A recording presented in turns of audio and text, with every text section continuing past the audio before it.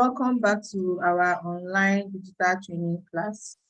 Remember, this is week 3 and we are looking at some soft skills. We've talked about effective communication. So next we'll be looking at creativity, originality, and initiative. We'll first start by defining the terms creativity, originality, and initiative.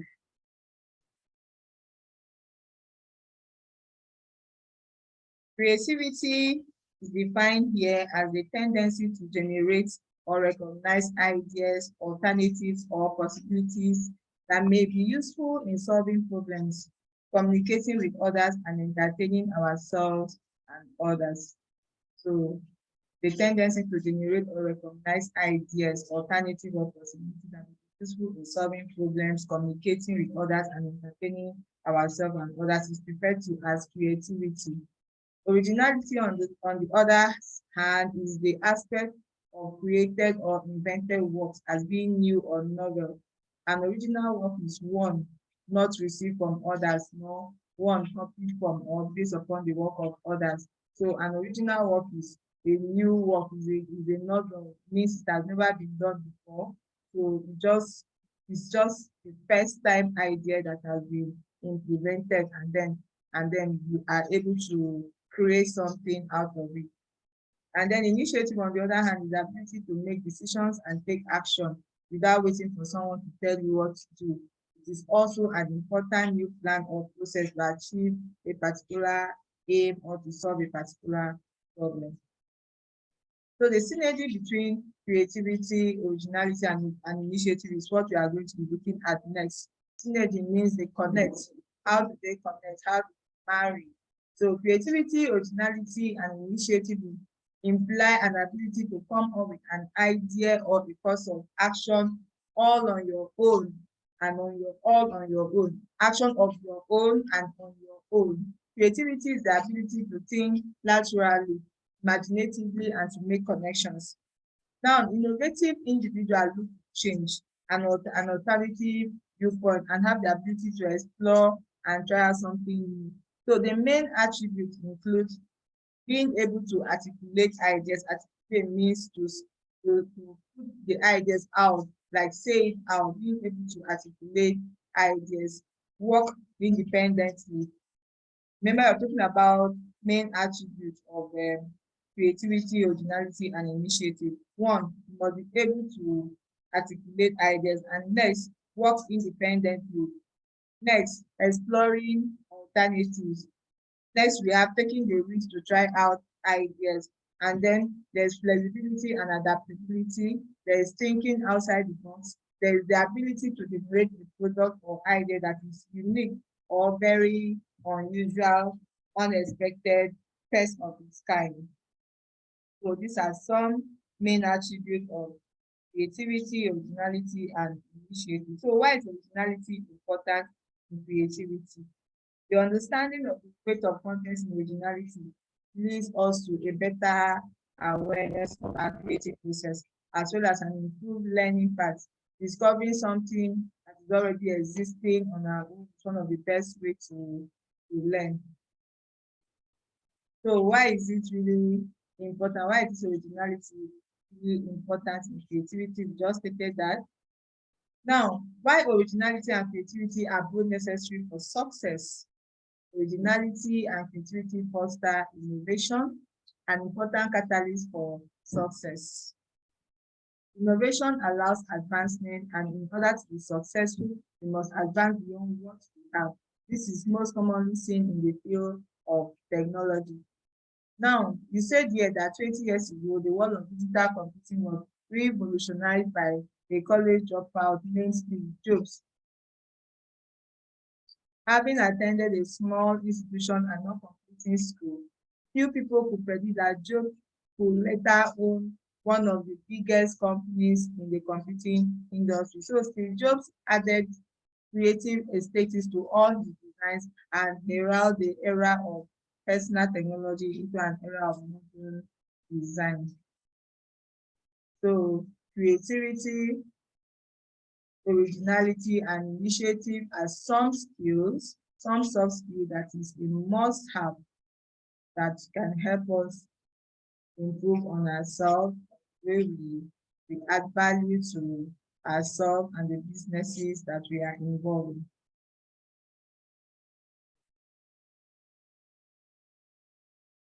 Next, we'll be looking at self-management. And in self-management, we'll be considering resilience, stress tolerance, and flexibility. Remember, we are still looking at soft skills that we can apply to add value to our day-to-day life and activities. So we'll be defining some terminologies here. There's resilience, there's stress tolerance, there's flexibility. What do they mean? So according to Amisud, the MD, the Executive Director of the Global Center for Resiliency and Wellbeing, creator of the Resilient Option Program, is your ability to understand adversity and bounce back and grow despite life's downturns. According to him, resilience is the ability to withstand adversity and bounce back from difficult life events. We can simply put it as the ability to withstand challenges, to withstand problems, and bounce back from difficult life events, surmount them. So we can simply put it as that. And then we have stress tolerance here as the ability to be relaxed and composed when faced with difficulties.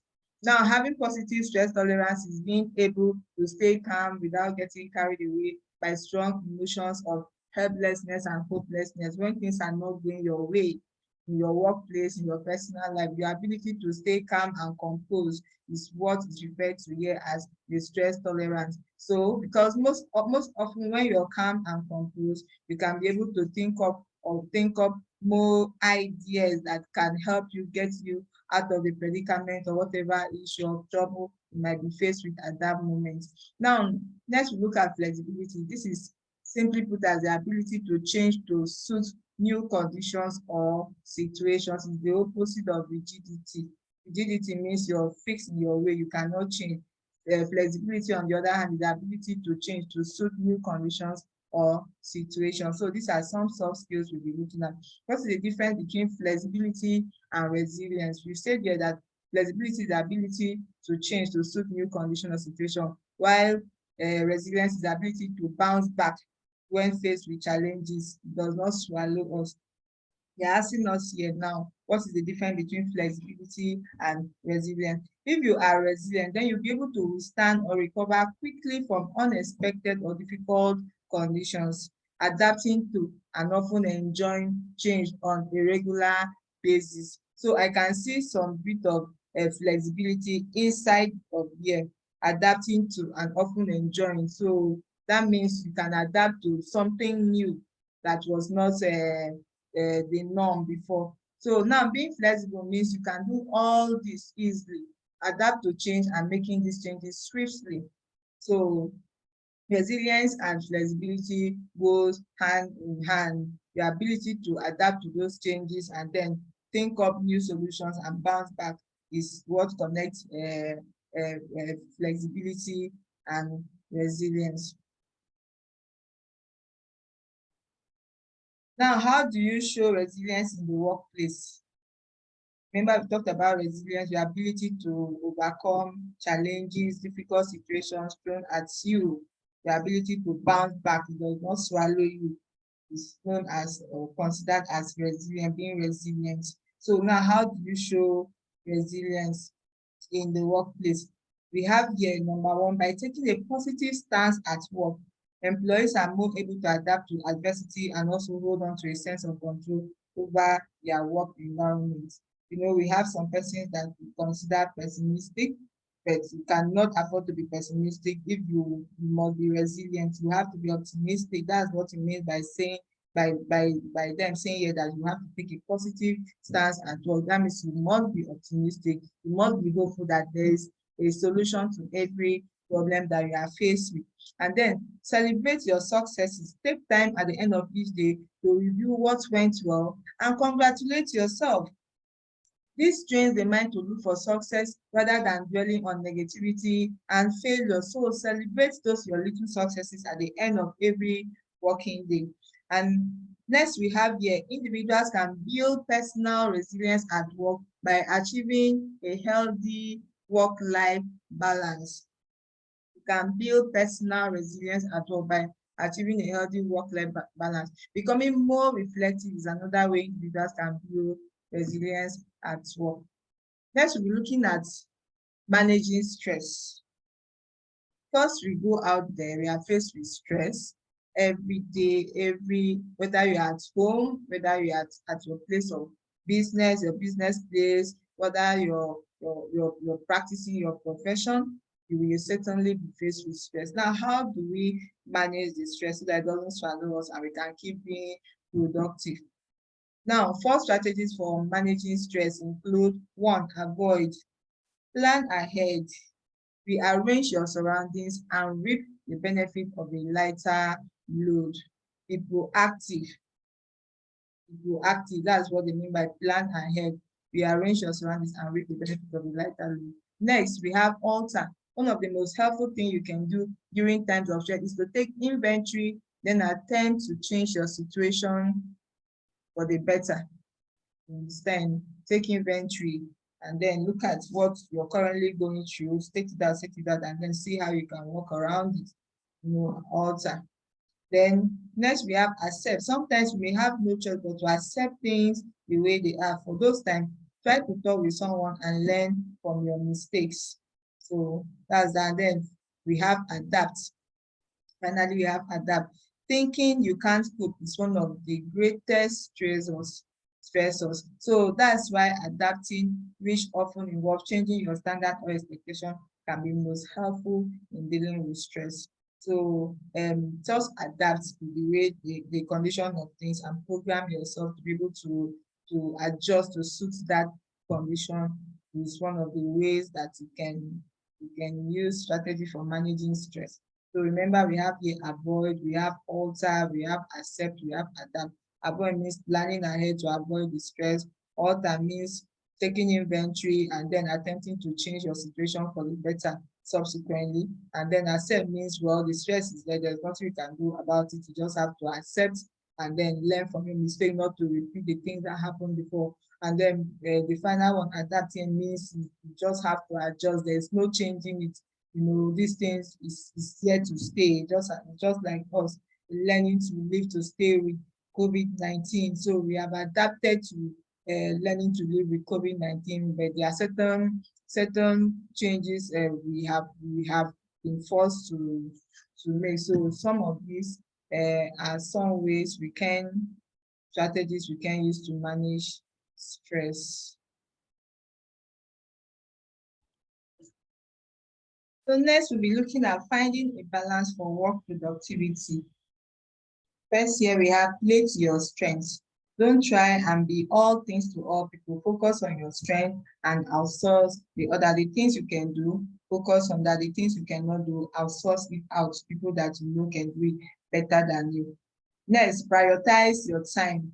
You may have a to-do list with 50 tasks on it. So you need to prioritize those tasks into categories based on urgency and its importance. So that you don't just carry much more than you can carry. The ones you can do that are very important or very urgent. The ones that are not so urgent, you can shift it to a later date. And then know your peaks and your troughs.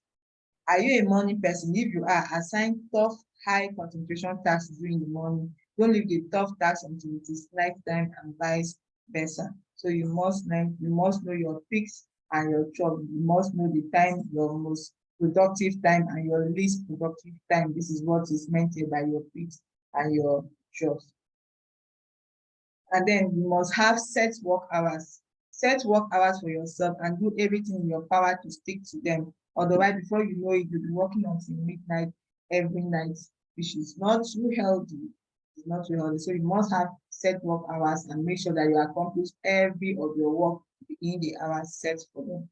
And then prioritize your health. Very, very important. Your overall physical, emotional, and mental health should be your main concern. If you're struggling with anxiety or depression, please seek out a therapist.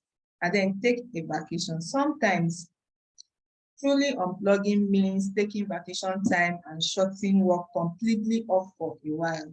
So whether your vacation consists of a 1-day vacation or a 2-week trip to Dubai, to Bali, or wherever that suits you, it's important to take time off to physically and mentally recharge yourself.